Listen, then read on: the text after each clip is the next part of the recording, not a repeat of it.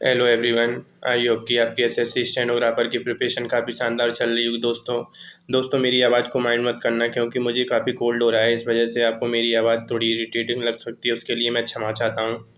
तो दोस्तों आज आज हम बात कर लेते हैं इंग्लिश की स्ट्रेटजी, यानी कि इंग्लिश के कॉम्प्रिहेंशन वाले पार्ट की स्ट्रेटजी क्या होना चाहिए, और इसका एग्ज़ाम में वेटेज कितना रहता है, और हमें अब कम टाइम बचा है तो इसकी किस तरीके से प्रिपरेशन करनी चाहिए, इस पार्ट को हमें कैसे मैनेज करना चाहिए। उसके लिए मैं दोस्तों आपके साथ डिस्कशन करना चाहता हूँ। तो सबसे पहले बात कर लेता हूँ कि इसका वेटेज क्या रहता है। तो दोस्तों इसका वेटेज कॉम्प्रिहेंशन पार्ट का 40 नंबर का रहता है दोस्तों। तो मैं सबसे पहले मैंने 2023 के पेपर का एनालिसिस किया था सभी शिफ्टों का, उस बेसिस पर मैं आपको ये बता रहा हूँ कि इसकी वेटेज के बारे में मैंने मार्क्स बताए वो 35-40 दोस्तों। तो सबसे पहले मैं आपको बता देना चाहता हूँ कि पिछली बार 2023 में जो एग्ज़ाम हुआ था उसमें 4 किलो टेस्ट पूछे गए थे दोस्तों, और 3 पैसे थे, और 4 या 5 PQRS थे। इनको जोड़कर अपने नंबर हो रहे हैं 40, यानी कि 20 नंबर के क्लोज थे, और 15 नंबर के पैसे से 15 नंबर का पैसे था, मतलब 3 पैसे थे 5-5 नंबर के, 4 क्लोज थे 5-5 नंबर के, और 4 या 5 PQRS थे। तो इन सभी के नंबर टोटल करने पर 40 नंबर हो रहे हैं दोस्तों। 1-2 नंबर कम या ज़्यादा हो रहा है, अपन तो लगभग 40 मान के ही चलते हैं। कहाँ 40 नंबर, कहाँ 60 नंबर दोस्तों, क्योंकि आधी ग्रामर 60 नंबर की पूछी जाती है, और ये कॉम्प्रिहेंशन वाला पार्ट एक अलग ही रोल प्ले करता है दोस्तों।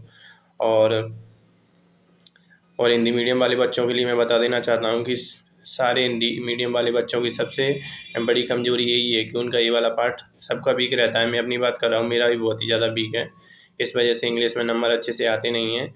तो दोस्तों हमें इतने कम समय में अपने इस वाले पार्ट को मजबूत बनाना है। अगर दोस्तों हमने इस पर अच्छे से कमांड कर ली तो हम बहुत अच्छा कर सकते हैं इंग्लिश में, क्योंकि दोस्तों इंग्लिश मीडियम वाले बच्चों का ये पार्ट बहुत अच्छा स्ट्रॉन्ग रहता है, इस वजह से उनके मार्क्स भी अच्छे आते हैं इंग्लिश में।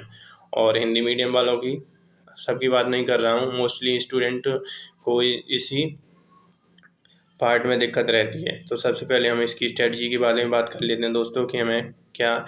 मैं अब दोस्तों आपको ये नहीं बताऊंगा कि आप कोई न्यूज़पेपर फॉलो करो, क्योंकि न्यूज़पेपर के लिए काफ़ी टाइम चाहिए होता है, और हमारे पास अब इतना टाइम नहीं है कि हम न्यूज़पेपर लगा सकते हैं।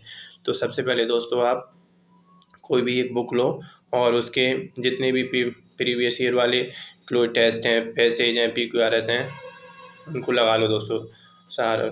उनको कम से कम ऐसा नहीं है कि अपन ने 2 किलो टेस्ट कर लिए, 2 पैसेज करी, काम नहीं चलेगा दोस्तों। कम से कम अगर मेरे हिसाब से देखा जाए तो कॉम्प्रिहेंशन वाले पार्ट को मैं अपनी स्ट्रेटजी बता रहा हूँ। आप समथिंग 2 से ढाई घंटे दो इसको दो, क्योंकि इसका वेटेज भी दोस्तों आपको कोई नहीं बताएगा, इतना वेटेज है, और लोग बाग इसे माइंड भी नहीं करते हैं कि कॉम्प्रिहेंशन पार्ट इतना अपना SSC एग्ज़ाम स्टेनोग्राफर में इतना अच्छा रोल प्ले करता है कि इसका इतना अच्छा वेटेज पूछा जाता है, और हम इन चीज़ों को माइंड भी नहीं करते हैं। तो दोस्तों आज से इन ये बातें अपने माइंड में बैठा लीजिए कि ये पार्ट हमें कैसे भी करके एग्ज़ाम तक स्ट्रॉन्ग करना ही है अपना।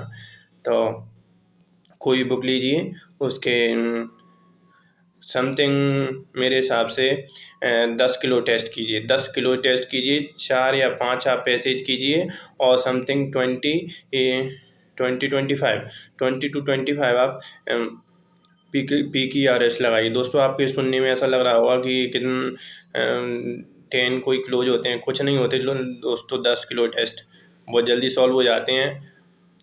फिर फ़ायदा क्या है आपका, ऐसे तो स्ट्रॉन्ग ही नहीं होगा, क्योंकि अगर आप न्यूज़पेपर पढ़ोगे तब भी तो इतना ही टाइम लगेगा। इससे बढ़िया है अपन प्रीवियस वाले क्लोज टेस्ट पैसे लगा लेते हैं, जिससे हमें पता भी चलेगा कि SSC किस तरीके से पैसे पूछ रहा है, PQRS किस तरीके से पूछी हुई, हमें नॉलेज भी मिलेगी दोस्तों। तो 2 से 2.5 घंटा इन चीज़ों को दीजिए, और अब मैं सॉल्व करने की स्ट्रेटजी बता रहा हूँ तीनों चीज़ों की। तो सबसे पहले बात कर लेते हैं दोस्तों किलो टेस्ट की। तो किलो टेस्ट में दोस्तों सबसे पहले हमको क्लोज को पढ़ना है। ऐसे नहीं है कि अपन 2 मिनट तक क्लोज टेस्ट को पढ़ते ही नहीं दोस्तों, हमें जल्दी जल्दी और फोकसली पढ़ना है उसको, अच्छे तरीके से माइंड में बैठा के चलना है कि इसकी थीम क्या है, किस बेसिस पे नेगेटिव है या पॉजिटिव है, इस तरीके से हमें उसे पढ़ना है। उसके बाद हम दोस्तों हमें उसके ऑप्शन पर जाना है। ऑप्शन भी हमें पढ़नी है कि वर्ब से रिलेटेड है या ग्रामर से रिलेटेड है या पॉजिटिव है नेगेटिव है, उस बेसिस पर हमें उनको माइंड में रख के चलना है। फिर दोबारा से हमें क्लो टेस्ट पढ़ना है और ऑप्शन उसमें फिल करनी है दोस्तों।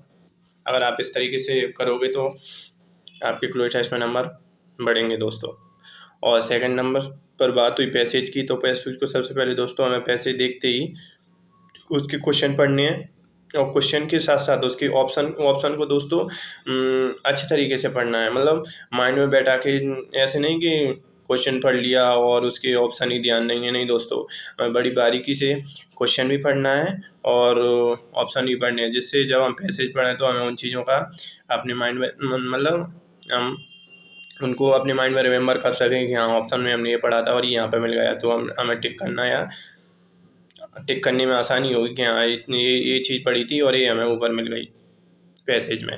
तो इस तरीके से पढ़ना है दोस्तों पैसेज में पहले क्वेश्चन रीड करना है, फिर पैसेज रीड करना है, फिर आंसर टिक करना है।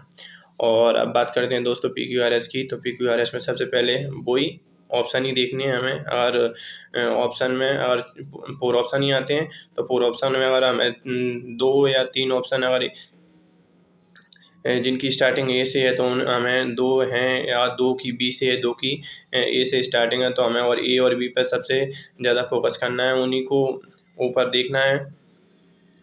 ऊपर जो PQRS दी है ना उनमें उन्हीं को देखना है। और अगर हमारी स्टार्टिंग सेंटेंस अगर हमें ए वाला लगता है तो वहाँ से फिर ए पर ही ज़्यादा फोकस करना है, फिर बी को स्किप करना है, और फिर ए की कनेक्टर देखनी है कि ए बी से कनेक्ट हो रहा है या इसका पहले सब्जेक्ट पूछा है, उसके बाद में नाउन पूछा है, कंजक्शन कहाँ है। इस तरह से दोस्तों हमें कनेक्टर को ढूंढते हुए और ऑप्शन के साथ एलिमिनेट करते हुए हमें PQRS करना है दोस्तों। अगर आप इस वाली स्ट्रेटजी को फॉलो करोगे तो आपके मार्क्स जरूर इंक्रीज होंगे।